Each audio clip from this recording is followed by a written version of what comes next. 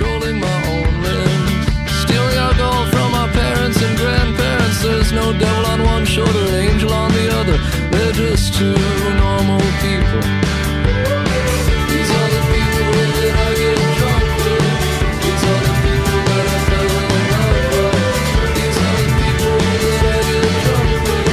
These are the people that I fell in love with. These are the people that I get drunk with.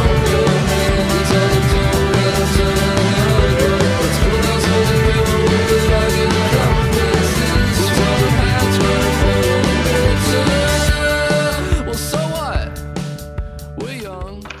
Welcome to the 3% Podcast, a bi-weekly podcast from Open Letter and 3%, that we talk about books, publishing, the industry, all sorts of things. This introduction is totally lame. This is Chad Post from Open Letter Books. I'm joined as always by Tom Roberts from Riffraff.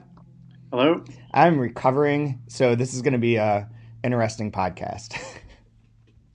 You're recovering from? AWP. For anyone who doesn't know, AWP was this past week in Portland, Associated Writing Program's annual conference. So I was out at Portland from like last Wednesday until yesterday at midnight Rochester time, and I've slept for like 4 hours. And also AWP is filled with consuming beverages and various other substances because it's in Portland, and you know that takes a toll. When you're old like I am, it all takes a toll. Sure. I have a couple things to say. One, maybe this was before the age of Twitter when I was going every year for New Directions that it seemed not quite as all-consuming as it is now. But man, now I like at a certain point on Saturday, I was like, I'm muting AWP on my. It's just everything. The entire book world Was there is now consumed, like totally focused on AWP for like not just the week that it's happening, but like a whole month and a half before as everyone prepares to go and blah, blah, blah. And I read, I forget what article, somebody was writing about their experience at AWP, and there was mention of like the number of larger presses, like, like the biggest presses, Penguin Random House and that sort of thing, that now go just like the sheer size of the convention, the book fair, is that what they call it? For that. So can you address that? Like, is it just so much larger and so much more of an event than it used to be? It's yes. And it reminded me of Book Expo back in the day when Book Expo was really fun. With the exception that there weren't many booksellers. If you replace booksellers with the writers, it had that same sort of vibe and size and scope to it. It was my favorite AWP that I've been to, hands down. And that's partially because I think I'm older now and don't feel like the need to be at everything, and like that I'm gonna miss something if I don't attend every single party. And by like being willing to just be like, oh, I'm not gonna go here, or like whatever, I'm hanging out with the people I like and I'm enjoying this. I don't need to like make an appearance anywhere. It's not gonna benefit us. That was part of it, but also like the people who were there were all fantastic. It was very, I don't know, there's something about it that was like much nicer vibe, like a friendlier and less like intense vibe than in the past to me. But in terms of what you're asking, the floor, it was at the convention center, the Oregon Convention Center, and the floor was gigantic. It was weirdly numbered. So it went from like row 1,000 to row 14,000. So there's like 14 rows, in other words, of like, that were very long, that had probably like 70 presses on each one. So there's an insane number of presses that were there, or magazines and all that kind of stuff. I didn't even see a whole section. I didn't walk around that much, but when I did, I was like, man, there's like more to this than I'm going to walk down and look at. There are also, from a book selling or from a publisher representation perspective, there's a bit of a problem because there are two entranceways. So we didn't know initially which was like the right entranceway to be near when we were choosing our location. And so we chose sort of in the middle, but because there were these two entranceways and because of how spread out it was, it didn't feel like there was a critical mass of people around our booth at all points in time, like there used to be in the past. Like, and we were right by New Directions. We were kitty corner from New Directions. And I don't feel like we had nearly as many customers as in the past. And I talked to a few other people who said the similar things, where like they didn't sell as many books as they did in previous years. And part of it was there's just so many more people. there's so many more presses that the money's going to be spread out a little bit more, but also that like there's no obvious way that you're going to be able to see everything unless you like try to do that. Whereas I feel in the past you did see most everything if you went into the book fair. I mean, this is always my ongoing struggle with whether or not it was even worth it for New Directions to go, is what do you see the value of going? Is it just to sell $400 worth of books and like that barely recoups your expenses? Well, yeah, it doesn't recoup the expenses at all because it's now like $1 billion to get a table. Part of it is connecting with the other people who are there. To be able to see not just like the New York-based people that we can see on a regular basis, but people who come in for this. Like there are various like journalists and people who are like writers, but are also like freelance reviewers, and people who like are fans of ours that we don't necessarily see or know about, and connecting with them and creating more of a reputation for the press as like someone who's at AWP who is X, Y, or Z. We're friendly, we're cool, we have whatever, and generating that sort of brand image for a group of people who are either established authors, because there are a lot of those obviously, or like younger people that are entering into the literary world, that we're part of that world that they might experience, I think is valuable. And it's not a tangible benefit initially, but I think it does mean a lot over time. If we weren't there, everyone's like, oh, translation stuff is like X, Y, or Z press that they get excited about. That would not be good for us to not be known to those people who are just like coming into like becoming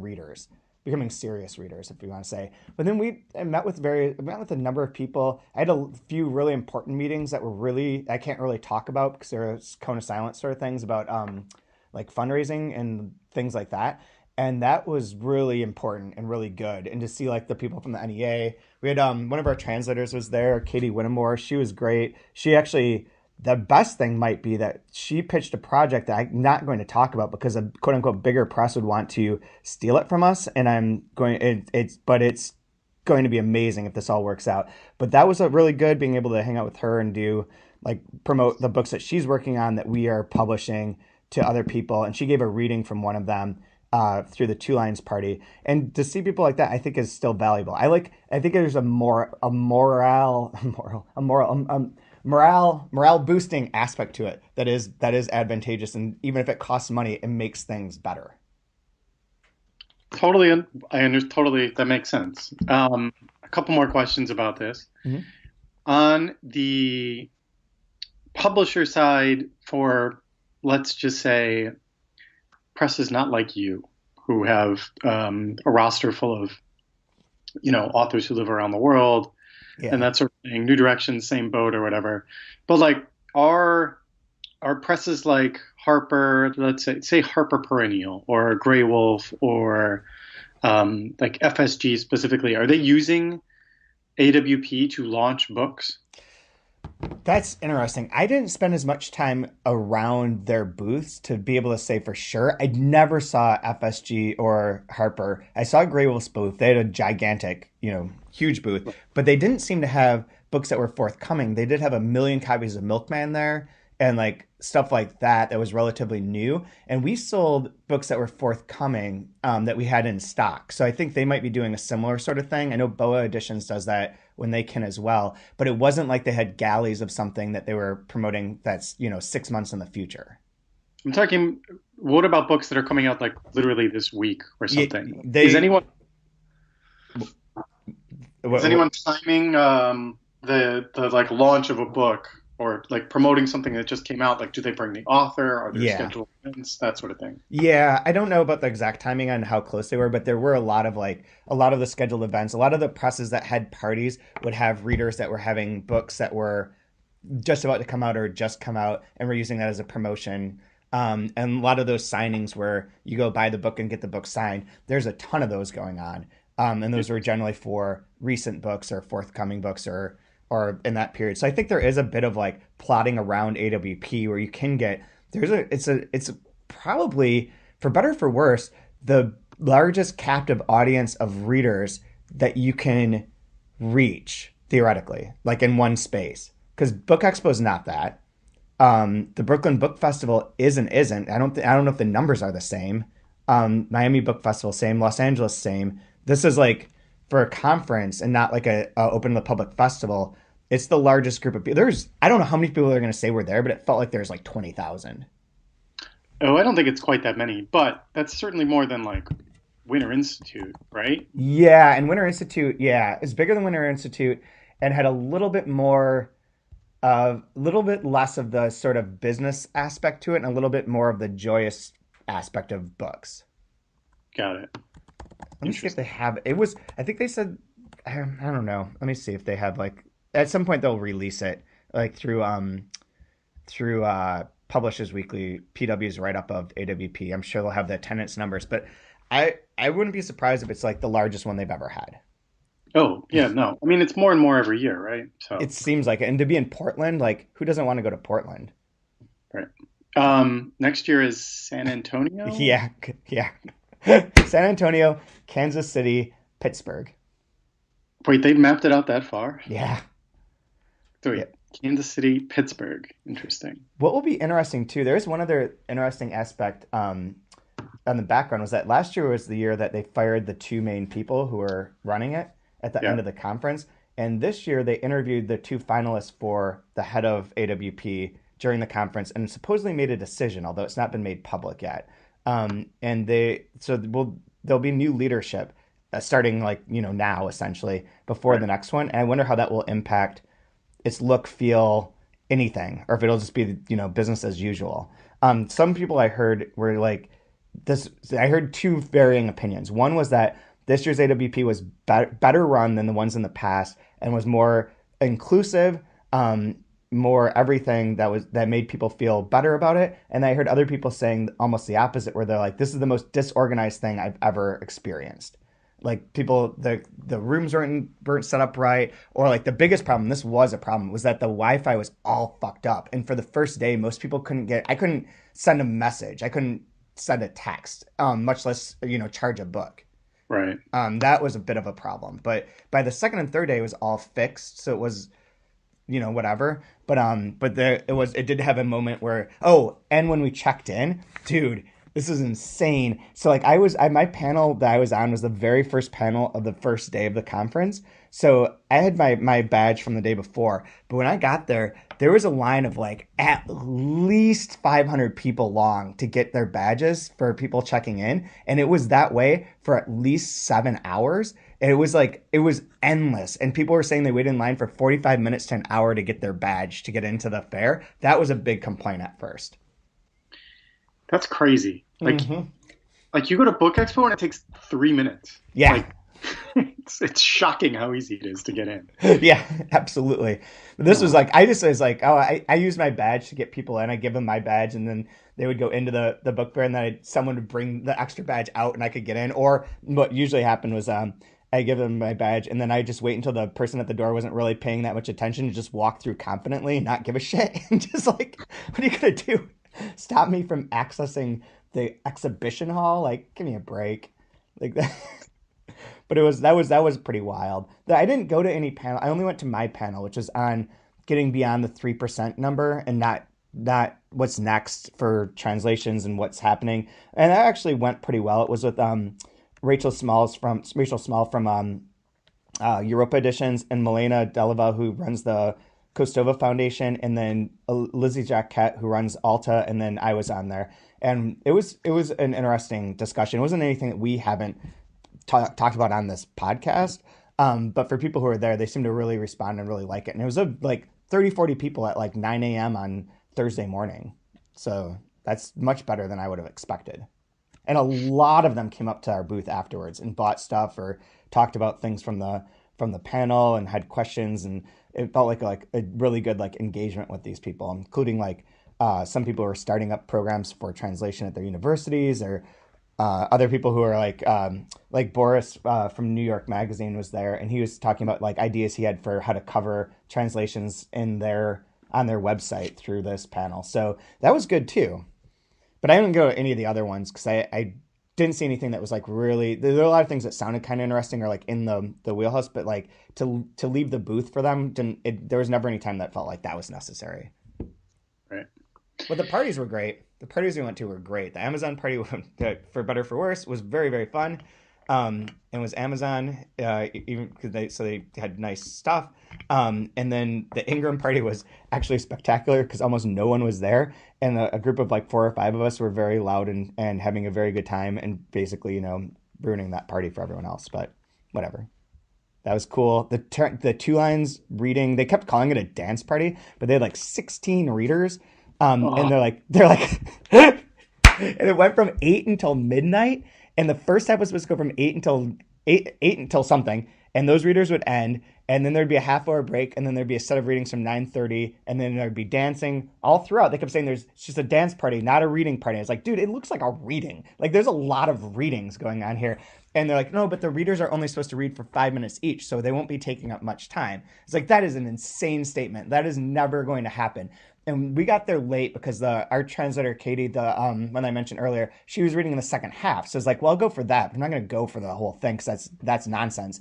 And got there like at 9 something, thinking that would be close to the right time. And the first half of readers hadn't finished yet. And there were like 2 of them left, and they both read for like 12 minutes. So, of course, it was not, definitely not a dance party, although there was a little bit of dancing at the very end. This is why, we do, these group poetry readings every once in a while at the store, and I am, adamant. I'm like, look, I will tell you, you think you're going to be witty and banter, and, it's cool to go on for 9 minutes when I've allotted you all 3, but I can see the audience getting restless in their seats. Yeah. Keep it fucking to the agreed upon time. And yeah, I mean, there's just so much attention a person can give to a series of readers. Absolutely. It's a hard thing to sit through for longer than an hour. It just is, Yep. And I'm glad, good. Two Lines was celebrating their 25th anniversary, which is really cool. And they did this in collaboration with the Arkansas International and who's the other?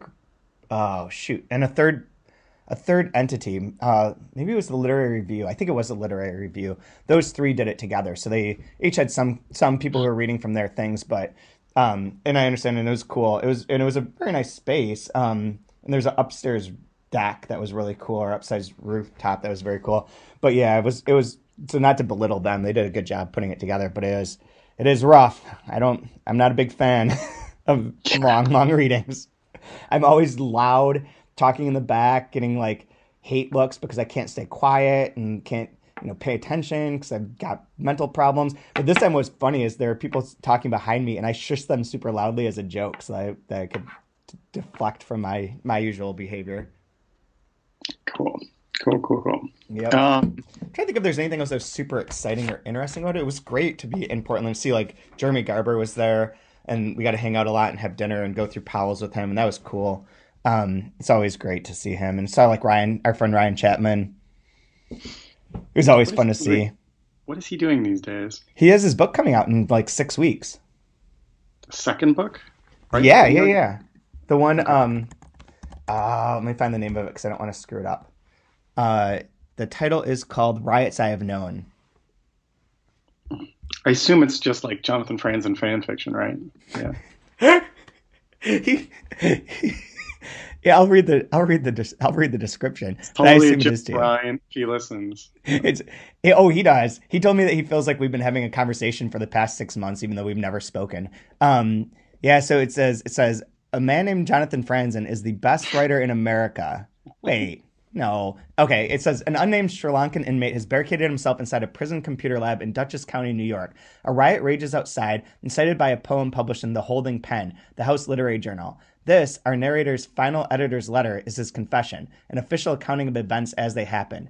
As he awaits imminent and violent interruption, he takes us on a roller coaster ride of plot and language, determined to share his life story and maybe answer a few questions. How did he end up here? Should he have remained a quiet Park Avenue doorman, or continued his rise in the black markets of post-war Sri Lanka? What will become of The Holding Pen, a masterpiece of post-penal literature favored by Brooklynites everywhere? And why does everyone think the riots are his fault? Can't they see he's really a good guy doing it for the right reasons? Smart, wry, and laugh-out-loud funny, Ryan Chapman's Riots I Have Known is an utter gem, an approachable send-up that packs a punch. Alexandra Kleeman, author of You Too Can Have a Body Like Mine, says, quote, Ryan Chapman has written a rocket-powered ode to literary creation and mass incarceration. Weaving satire and seriousness into a singularly rambunctious monologue, Riots I Have Known is a breath of fresh air. Cool. Sounds got good. a starred review and publishes weekly. Also great. Yeah. So, yeah, it comes out on a date. It's not listed here. 6 weeks. May. It just says May. Yeah, May. It's only 128 pages too. So everyone who's listening, go buy it. Buy it from IndieBound, which can be a good segue. Sure. So IndieBound is a website for independent pressers, a community of independent local bookstores in which you can search for and find a store near you and or order a book. We talked about this some podcasts ago. I think it was after Winter Institute, in fact. And I was like, I want to order a book as we were as we were recording. I ordered a book. I ordered Article 353 by is it Tanguy? Tangy? I would think so, but I really don't know. Okay. And he had a book that did New Directions publish his first book, The Absolute Perfection? No, it was New Press, The Absolute Perfection of Crime. Yeah. Which I read some years ago and remember enjoying. That was fun. So I ordered this book through IndieBound to see what would happen. Okay. Right.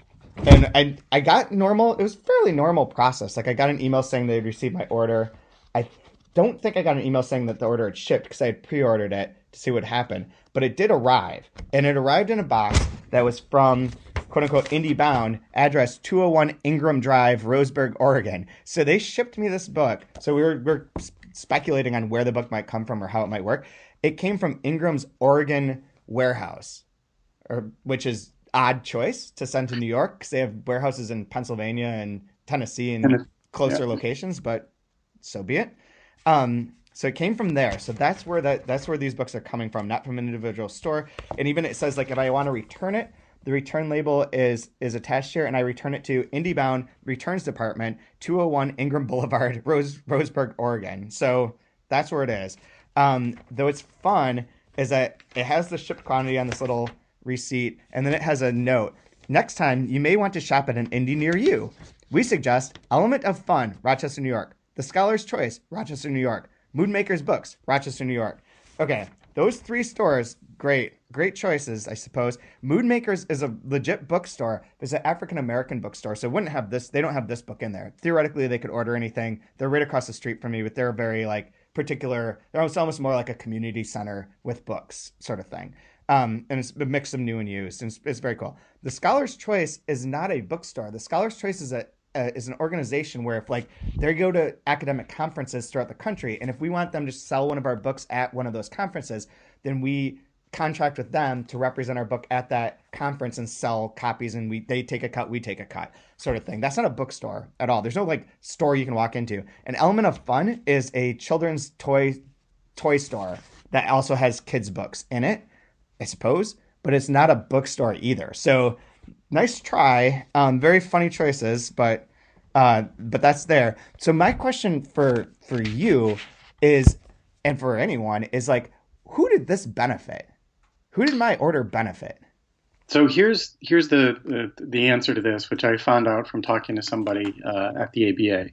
So because the IndieBound website and all of that sort of is set up and run by ABA, which is one, a nonprofit, and two, a dues collecting sort of membership organization of individual bookstores. Mm-hmm. So none of the money that comes in from these individual sales, like the one you made, and they're all fulfilled by Ingram, by the way. Yeah, I figured as much. Why they chose that warehouse is a total mystery to me. Yeah, that seems like a mistake. It seems like a mistake. I'm looking at the Ingram. I mean, mind you, this is for me as a bookseller, if I wanted to order this wholesale from Ingram, I see it in the two warehouses that would be closest to you in Rochester and not in the one in Oregon. That's funny. But because of that arrangement, there's a rule within the I don't know if it's part of the bylaws or just the fact that it's a nonprofit, but they can't take that individual sale and give it to any one particular store. So they couldn't just map out the delivery address and give it to the physically closest store to you. That would be a violation. So the money is then shared among all ABA member stores. And what they've been using it for is, education stuff and all of that sort of stuff. It basically helps keep the prices of various conferences, regional conferences, educational things for bookstores and booksellers as low as possible. That's where that money is being funneled. So there's that, which makes sense. I mean, sure, it makes sense. Secondly, I was told that IndieBound sales have been going up over the past 3 years pretty significantly. Yeah, I can imagine starting at zero that those numbers can be really high. I'd be surprised. What do you know what they are? No, I don't know the actual numbers, but I know that sales have been going up. I think, not too long ago, there were a few different random, pushes for IndieBound to get recognized on publishers' websites and authors' websites and authors' tweets and all of that sort of stuff instead of just Amazon and that sort of thing. So that is happening. I mean, of course, no one discounts anything on IndieBound, so that they are competing with Amazon in a sort of unfair way. But for the people who are opposed to using Amazon for whatever reason, then yes, IndieBound is pretty good at making sure that process is pretty seamless and easy to do. And especially, I imagine, if you're like a repeat customer, it must be even easier.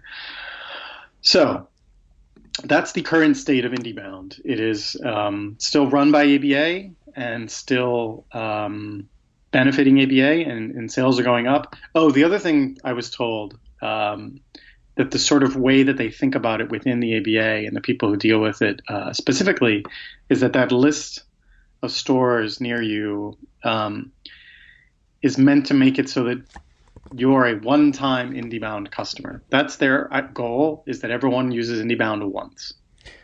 Dude, I could see how that would work. You know what's super funny is I just typed in my zip code into like find a independent store near you, assuming that these same 3 locations would show up that they recommended to me, and they don't. None of them show up. Instead, it shows me a real bookstore, Liftbridge Bookshop, which is 18 miles away in Brockport, which is a legitimate normal bookstore. And then there's a children's bookstore, and then one in Oswego, the River's End bookstore, which is also a legitimate normal bookstore. That's 58 miles away. Weird. So it's funny that I didn't get those recommended to me on here. Right. It's weird that the 2 algorithms aren't synced up. Yeah. In a useful way. I can see how that would make sense if like you redirect people over to the places, but yeah. I mean, I don't know. I don't know how often it works with driving people to stores. I mean, it just seems so much easier to just Google bookstores in Providence. You know what I mean? Like, it wouldn't be hard to find us. I would never in a million years expect any of my customers to stumble upon the ABA's Find an Indie Bookstore tool. Unless it was from, I guess I've never really looked at like when an author lists like pre-order my book from Amazon and IndieBound. What is the page on IndieBound probably goes to their individual book, right? Yeah, it just goes to their book. Yeah. There's no other way that you could categorize it in here as like a book within a store.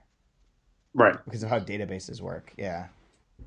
So this is, we're going to have to tap dance around some of what we say here just because it's not, one, a fully formed project, and 2, totally public information.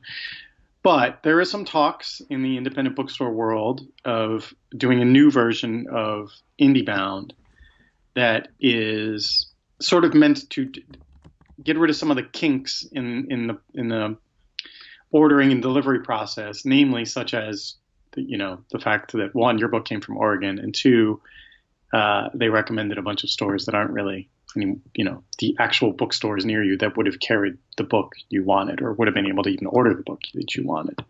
So you talked to somebody who we will not name at Winter Institute about this sort of informally. What was your impression of this? That essentially the idea was that they have all independent bookstores participating it through essentially like Amazon's affiliate program, but IndieBound affiliate program. And that would be that the websites would then push, any local bookstore's website would push the purchase through IndieBound, and the bookstore, that was where it was left. Then my assumption was that the bookstore would get a portion of that money. So the money wouldn't be going to ABA completely, but would be reallocated to the store. However, it'd be only a portion of it, which made a conflict in my mind between what you'd want to be recommending. Because you'd benefit much more if the people bought the book from your store directly, not through IndieBound. So advertising IndieBound doesn't make as much sense unless you're getting something more in return from it. And also, I thought it didn't seem to speak to a number of bookstores. It seemed to speak to like a weird particular set of stores that would participate.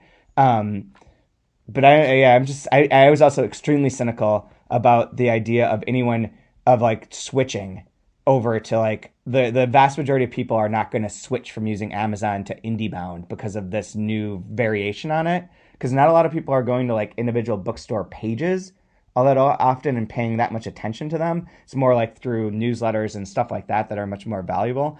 So I don't think it's like worth the amount of money that one could put into it.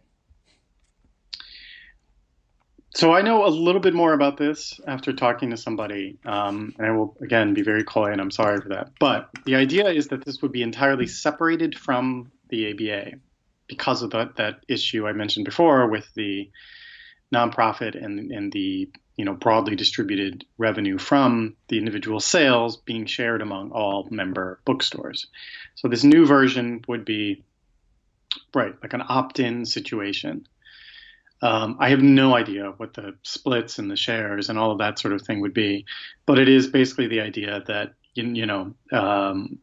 if someone wants to order a book online in Providence, they would find IndieBound before they would find me, or they would find a link to IndieBound or whatever the new version is called from our website, and they would be, given the opportunity to order it. And even though, like, I would do none of the fulfilling or anything like that, they would still be Ingram. There would be a way for, if it's a direct link from our website to that person's purchase, we would get a certain cut. And then I think there's probably a broader revenue sharing thing just for being involved and all that sort of stuff. I think there are a million different things that need to be ironed out. But the idea is that it would be separated from the ABA's IndieBound, which would then lead to IndieBound being shut down. The main issue, just as a bookseller, that I'm sort of seeing here is there are independent bookstores who do a decent amount of online sales. I feel like this would compete with those. Yeah. And if I had invested, I don't know how much money, like leaving Powell's out of this equation, but another store whose online sales are sort of robust, and they would have had to invest, a good chunk of money, let's say $10,000, into a properly functioning, online retail apparatus, because you would need it to be linked to your inventory. Then you would need the physical logistical stuff in terms of getting it delivered. You might need staff dedicating a lot of time to it. I mean, all of those costs would add up.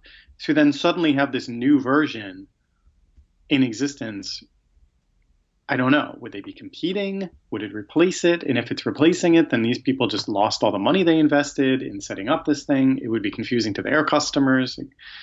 So I don't know. There's definitely some things to be worked out. I don't know what those will be. It also seems like individual stores would sort of lose their autonomy over the way which books are presented on pages, on splashes, on monthly sort of promotional things.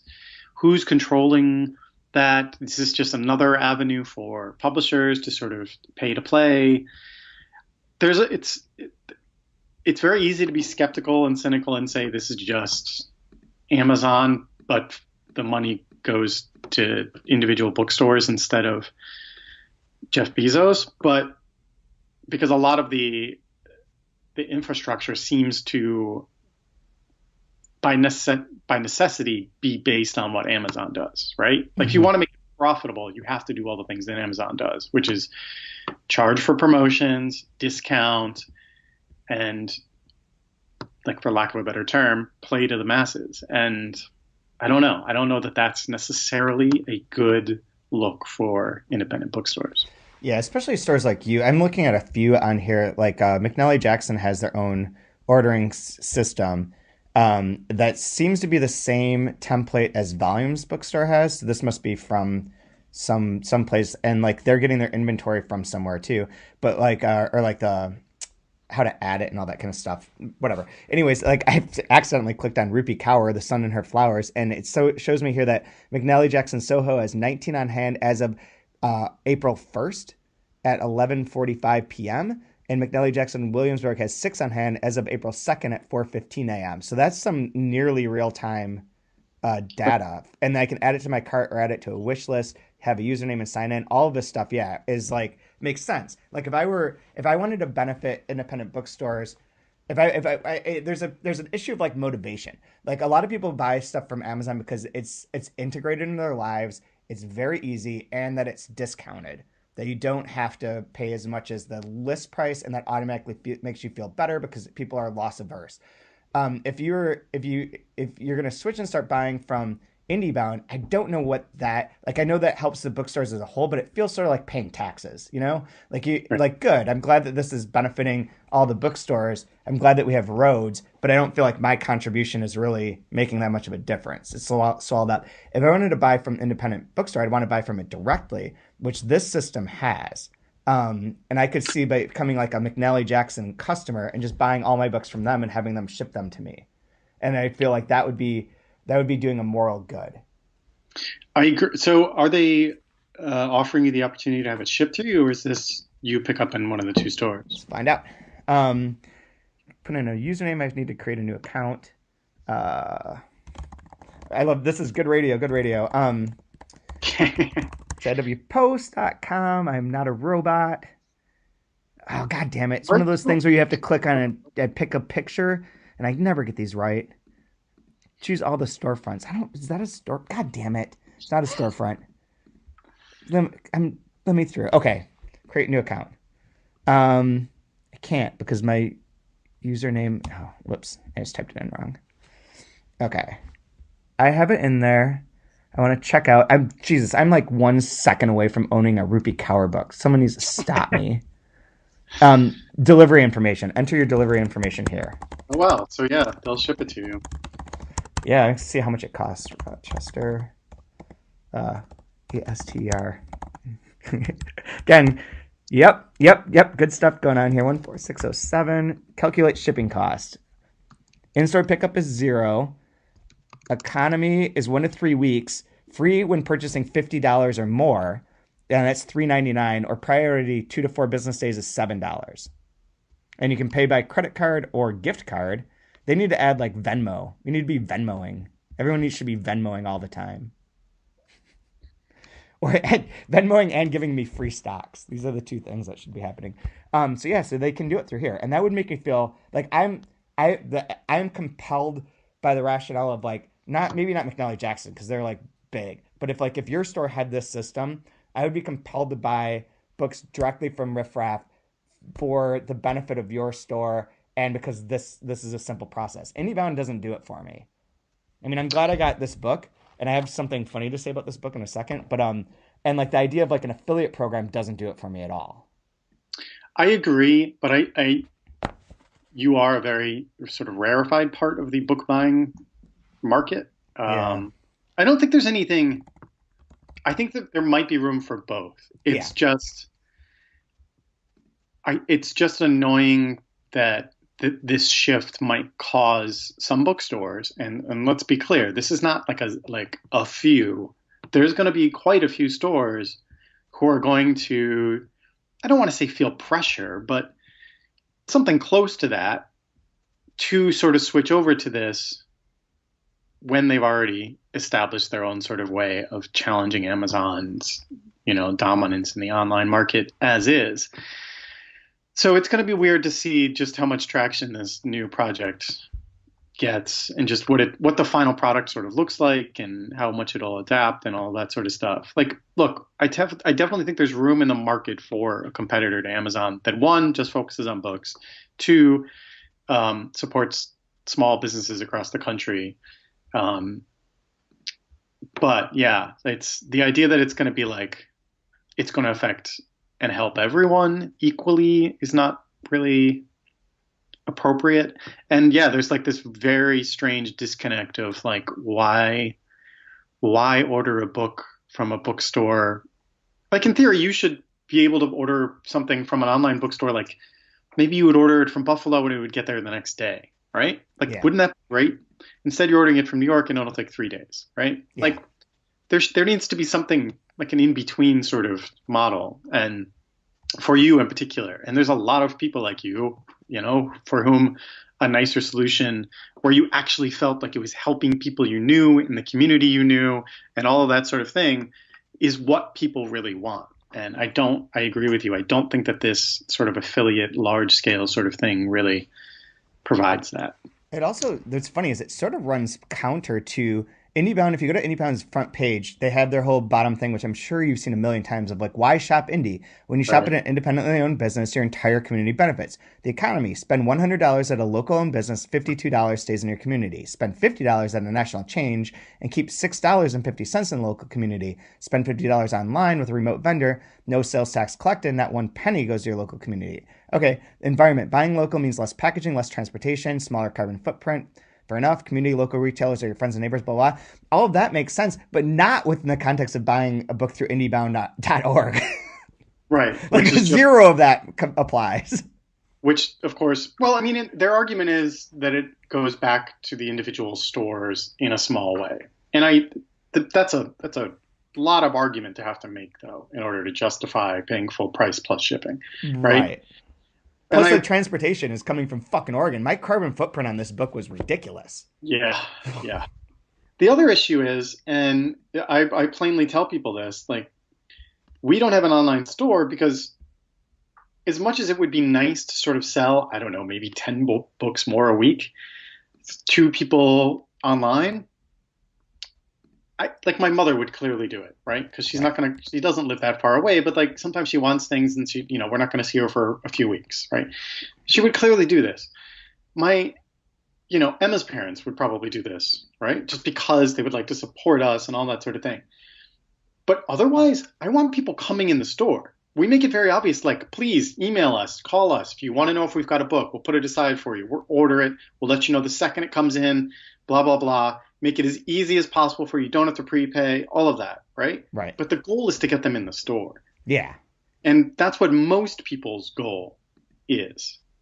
Yeah. So this whole, like, doing both things, both a physical space and a retail, online retail, is for most bookstores in America just not realistic. And I feel like what you're saying, it is sort of incongruous. It's like, well, we opened a physical space that we think is very beautiful and has a specific set of books for a reason. And that's because we want people to come. We want to meet them. We want to hang out and get to know their taste. And they want to come and meet like-minded people and sort of discover things that beyond the thing that they were looking for specifically. Like, it's just so incongruous, like if what makes independent bookstores interesting and worthwhile is the uniqueness of each individual store, then go out and do that. Yeah, I totally agree. I'm surprised that does your Ingram, when you look at iPage, do you see like how many copies have sold of this Article 353? I can't see sales, no. Okay, I can see sales. It is shockingly low. Like our recent books sold more than double this. It's been out for a month. I know. I looked up an analogous book. Yeah, so I can't see sales. I'm not a publisher. It makes me feel good. So we might be not a big press in a lot of people's opinions, but other press is giant, and we're doing okay compared to them when they're talking about, literary translations. Yeah. No, you're doing fine. I will say this, Chad. I was just down in the South, or parts of the South, I suppose, visiting some bookstores. I was in Georgia and North Carolina and even South Carolina very briefly. And I saw a few stores that had sections that were literature in translation or fiction translation kind of thing. And as soon as you start browsing through them, I mean, there's tons of open letter books and That's awesome. Well represented. Nice. That's really reassuring. It was reassuring to, like, these stores didn't have these sections when I was there like 6 years ago. And so these were all new sort of additions to the stores. And they all told me that they were working and they were enthusiastic about them and that sort of thing. So That's all awesome. of all of your hard work and everyone else's hard work, sort of getting the word out about the value of translations, is slowly having an impact. We just need to, we need to have an impact, sort of like climate change. We need to forget this like long-term thing and make it like catastrophic all at once. On a separate note, I see that you guys were featured in Bookmarks on Literary Hub. We were. You sound thrilled? I mean, it wasn't like... It's a nice article. It's a nice article, yes. Heather asked good questions and sort of narrowed down what we said to make us sound interesting and that sort of thing. And really pushed us to recommend books and that sort of thing. And we just, when we do these things, like our goal is to just get to the books, We just want to talk about the books. That's what we're good at. And she made it so that we had to choose like things that we constantly recommend and things that we're excited about coming out and things we're reading now and all of that. Like this, it allowed for like a broader sort of look at stuff in translation represented in the store and made us really think about, what is coming out and all that sort of thing. Because it's so easy to lose track. Oh, yeah. So much stuff going on. Yeah, you have I was trying to count in my head, but there's like 20 recommendations in here. Yeah, exactly. Like it really adds up. You're like, whoa, okay. There's a lot. Yeah. A lot of good options. So anyone looking for recommendations from Emma and Tom, I'll link to this so that they can go and buy one of these books and they can call you and order it from your store. Right. And have it shipped directly for a minimal expense. Yeah. Very minimal. And if you live nearby, you can just come in. And you can come in, you can have a drink with Tom. You should do that. Yep. There's this weird, like people want to talk about bookstores and all of that. It's just such a weird thing with like publicity for bookstores is strange for me because I mean, it just seems impossible that we're going to get new customers because of an article on a website like LitHub. Like when we get featured in like Providence Monthly, people show up, right? Yeah, of course. In the book world, I don't know. It's kind of it helps us and it helps our standing with publishers and that sort of thing. And maybe someday we'll get writers like Colson Whitehead to come through, that sort of thing. But yeah, in the meantime, it's more about for us. It's about showing off our taste and maybe helping other bookstores sell some of these books, which in turn helps the people who publish these books and the people who translate them and the people who write them in the first place. I mean, we try to keep that in mind with everything we do. It's like we're trying to help these individual books.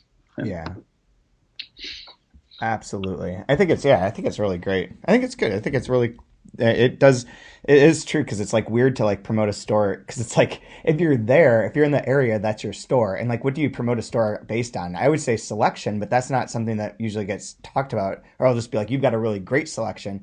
Or it'll be like the aesthetic of the store. Right. But really it doesn't. Like I could see like, oh yeah, there's a really cool looking store in like Tucson that I will never visit.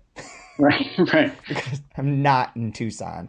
So it is a strange thing. But this does, by just being a bunch of recommendations, it really gives a sense of what kind of books you would find in your store.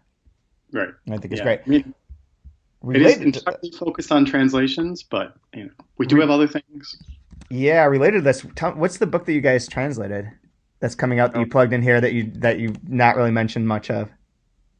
Well, yeah, it seemed kind of wrong to use it as a self-promotional vehicle beyond the way we've already did a self-promotional vehicle. I'm saying you should be using this as a self-promotional vehicle right now. Yeah. So it's a book by French writer, of course, since that's what Emma and I both know. Called Marcus Malte, and the book is called Le Garçon, so the boy is what they kept it as, and it's a very expansive sort of book about a boy who grows up, he's born into the wild, basically. He and his mother live, by themselves, sort of a feral sort of existence. Not feral, I mean, they have a hut and all that, but they don't interact with anybody else, and then when the mother dies, and he's quite young, early teens perhaps. This is pre-World War I. He decides he has to, figure out how to live in human society and ventures out and does that. and sees some good in the world and sees some bad and goes to war and falls in love and all of this sort of stuff. And you get it all through not necessarily his eyes. It's third person, but like very much him trying to make sense of why society has evolved the way it has and why people treat each other the way they do and that sort of thing, and what values people have and all of that sort of stuff. And it spans, I think it starts in 1914 when he's a teenager and goes all the way until he dies. Well, he doesn't die, but it's very implied that he dies. Some decades later, after witnessing, some of the true horrors of the early 20th century. And it covers a lot of ground. But it's all very interesting. It's giant too, huh? Yeah, it's like 600 pages, I want to say. They list it here as 448, but... Oh, wow. Oh, yeah, I think they reconfigured it. Man. It's long, yeah. That's a giant book. Emma and I did it together, partly because I was pushing for Restless to even do the book in the first place. And Emma was like, well, this is so long. Like, what? It's just going to be a ton of work. And she had other things lined up. So I was like, all right, we can do it together. And I had a real feel for his writing style. And so, yeah, we did it together. When you do it together, what does that look like? Well, we started out like we just said, okay, you do this part and I'll do that part. And we can sort of mix them together. And then we both started working. We're like, oh, I don't know. Maybe we should make sure that this all matches style, because it is like a specific sort of writing style, but it's also, and that sort of defines everything. So we did it where we would just alternate drafts. Like she did a very rough draft, like just, going through, not really overthinking anything. And then I would go through and sort of really look at how it was reading and think about how it sounded in English and whether it was accurate. And then basically from there, it was just like a lot of like collaborating on like trying to figure out the messy parts of a lot of wordplay, and historical accuracy sort of fell to me, like looking up things. I don't know. So it was like a collaboration in terms of like she speaks better French because she studied it and I never did. Right. But I think she would admit that I have a better ear for like English writing. And so I was sort of making it sound just right. And so we agreed that was the way to make it like be good as best as possible using our combined skills. Awesome. You guys should do an interview about that too. They kept trying to get us to do it, and we were like, okay, but this is like, we don't, like, what else can we say? Yeah. It was one of those things. And like, they kept asking us to do it when, like, I was still recovering from my broken arm and Emma was working more hours and all that sort of stuff. And we're just like, oh God. But yeah, hopefully maybe in the next few weeks, we'll actually find some time. That said, Emma's, going and doing events for the book she did with Deep Vellum all over the country in the next week. Yeah, so. I saw that. For some reason, I thought that all that had happened. Well, the book came out in, I want to say October. Yeah. And I thought like there was a tour then. No, I don't think they brought Brees over at that time. They're only bringing him over now. Which is totally fine. Like nothing has to be tied to a pub date. It's just like I keep seeing it and being like, am I like hallucinating? Like right. it felt like or maybe I'm having like a deja vu sort of moment. Yeah. No, it's that they just, for whatever reason, he's coming over now. I don't know if it had to do with his schedule or if it's tied to a specific larger event that he's a part of or what. But, well, if the French are funding it, they have their sequences too. Yeah, exactly. If it's part of that, whatever they call it, that program to bring over X number of writers every year. Right. I don't know if that's the French Voices or what. No. There's another term. There's another thing. It's like they're, I can't think of it, but it's like there's a specific one where they invite a few authors, like 4 authors, and they tend to go more or less of what this tour is, but they help fund it almost entirely, and they don't overlap them. So it might have been that there were ones lined up for the fall, and then this one's lined up for the spring. Right. which is cool. That's just cool. That's good that she has to go do all those things. We should talk about this book in detail on the podcast one time. It's certainly something that would make for interesting discussion of translation, because man, it's just it's like a naughty thing to even like try to understand as a book, and then as a translation project. Yeah. And all of that, and of course all of his commentary about what, like, the whole point he wrote, the reason why he wrote this book, I think would probably be interesting. It'd be interesting to hear like some other random translator who has read this book, what they would have to say about it. Interesting. Like had read it in English, or I mean in French. Yeah, and in English, and just like what they like. Who is it? Who lives up in Rochester? Translates from Icelandic. Oh, Lytton. Lytton. Like, if he read the book, I'd be very curious to know what he thought of like its structure and like the things Emma had to do and like the themes and all of that sort of stuff. Huh. Not to just like throw this on his plate as if he doesn't have enough to do, but you know. Yeah, dude's really busy right now. But Abby, okay, I'm gonna try. I could have bought a copy of AWP, but Restless's booth was empty. Which is the story for when we hit stop here. Wait. This is not Restless. This is Deep Vellum. Oh. I was talking about the boy still. Oh, that. Yeah. No, that's what I was talking about. The Brees book. Yeah. That would be interesting. Oh, okay. That's true. That's what I was talking about. Yeah, I don't know. You confuse that whole thing. So yeah, that book is interesting. I have read that and we talked about it a bit, but that would be cool to have someone else talk about. I was saying that we should read The Boy since since both of you are involved, and we could talk about it on here as a way of promoting your work. You don't use this as self-promotion nearly enough as you could. It's true. I'm not really good at self-promotion, I think it turns out. You need to, yeah, that's supposed to be a 21st century skill, man. Yeah, except I got off of all social media and would prefer to just no one knows my name. So. that seems fitting. No, I'll try and get a copy of the Boy. I already have Revenge of the Translator. I've read that. But The Boy was the one that I could have bought at AWP, but the Restless booth was empty. Deep Vellum wasn't there either. They had to cancel at the last moment. Interesting. I don't know what to tell you about Restless. I cannot speak for their staffing issues. I'll explain. Everyone else you don't get to hear, so too bad. Is there anything else that you wanted to talk about?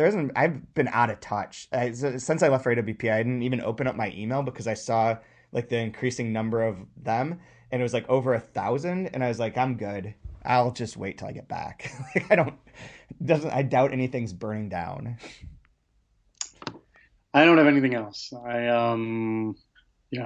Any recommendations or pans? There's a book I've been reading, but I cannot remember the title to save my life. So, it's gonna have to wait till next week. Yeah, I've been reading. I'm almost done with These Festive Nights, the first book in that Marie Claire Blaise 10-volume thing. It's very interesting. I'm gonna write about it. I don't want to talk about it too much here because I'm gonna write about it tonight under this other idea that I have for I'll just wait till you see it. But it's basically like switching books from one press to another and what impact that would make. But it's more fun than that. So I've got a much more fun premise. But I also have another thing that I'm going to write in a few weeks that I want to talk to you about when I do, because I'm hoping that it's compelling to someone other than me. So far, when I tested it out a bit of like, pre-test during AWP, there was mixed reaction to this idea, but I'm going to go forward with it anyways and think that I can pull it off. But the Blaise book is really interesting. It's dense, it's long, with long like multi-page sentences that are not really just one sentence, but very much like in the character's mind and their world. So it has a Virginia Woolf quality to it. But it's very solid. It's very intelligent and like well written and well crafted. But I'm also reading this book called Thomas Quick, The Making of a Serial Killer, for Nonfiction Month on 3%. And this is a Swedish book about this guy who confessed to over 30 murders while he was in this insane asylum and was convicted of 8, and all of it was completely made up. Like there's all these reasons on how this started happening and like why it developed in this way, and it's absolutely like disheartening and crazy and like almost unbelievable, but It's pretty interesting. It's maybe a bit too long, but it's a kind of a cool premise. So I'd recommend that. Even though the Canongate book is way, like, they printed it with like that crap paper, so it's like 7 times thicker than it needs to be, but whatever. I hate that paper. Fucking hate it too. I hate carrying on books that feel like this, and then it's all broken and, you know, poorly made. Canongate. I'm sure you're listening and care.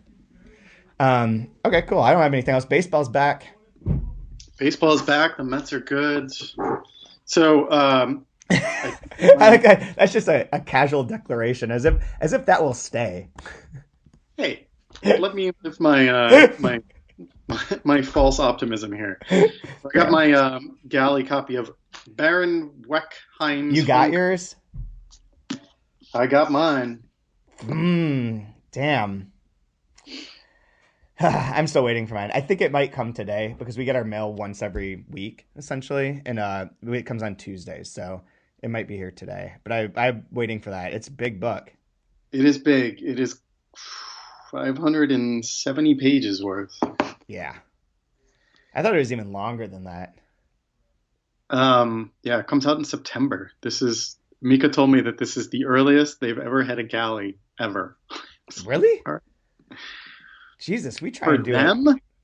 Man, we try and do it that far in advance. I don't know. That's for a book this long. Like she told me they had it at sales conference, which is crazy. So we're gonna have the new Frazan book next month, and that doesn't come out till November. Wow, good for you. You want someone to read a 500-page book? Yeah, you might want to give them more than like a week. Yeah. All right. Very cool. Well, I'll talk to you soon, man. All right. Well, so what? We're young. We're thin, most of us. We're alive, most of us.